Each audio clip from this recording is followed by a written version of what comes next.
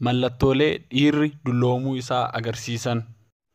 Tokkoffaa korojoo laphee isaa jala yoo mi'a kaa'uu jalqabe dhugumatti dhiirri dulloomuu eegaleera jechuudha.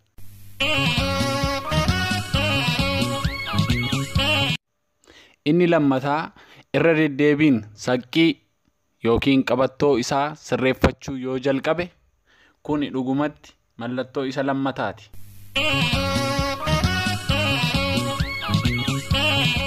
Inni sadaffaan bifa adda ta'een kaalsii dheeraa godhachuu yoo jalqabe kunis mallattoo dullumaa keessaa isa tokko.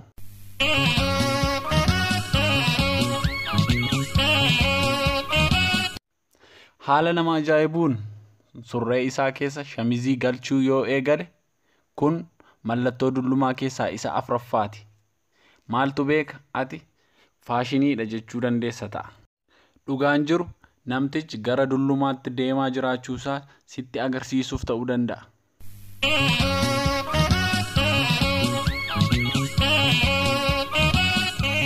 Mallattoo dullumaa inni shanaffaan kophee leexoo yookiin qodaa qofa kaawwachuu yoo eegale na amani kunis mallattoo dullumaati.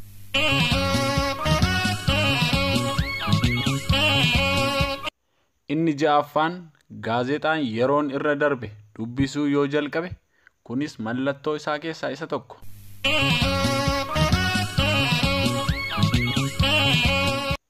Mallattoo dullumaa inni torbaffaan taaksii yookiin geejjiba keessatti foddaa qilleensi akka seenuuf qophaa'e foddaa nuuf cufaa jechuun yoo eegale kunis mallattoo dullumaa keessaa isa torbaffaati.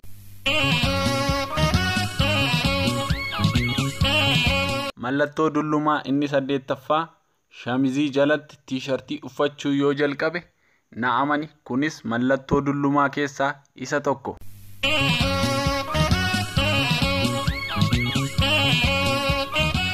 Mallattoon dullumaa inni saglaffaan miseensa iddirii naannoo isaa ta'uu yoo eegale namtichi dhuguma dulloomaa jiraachuusaa amaneera jechuudha.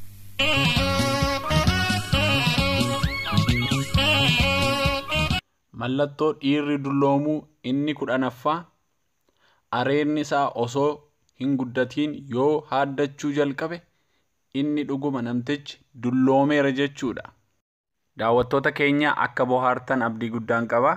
Qophii birootiin amma walitti deebinutti nagaan nuuf turaa. Oromiyaa kiyya subscribe godhaa.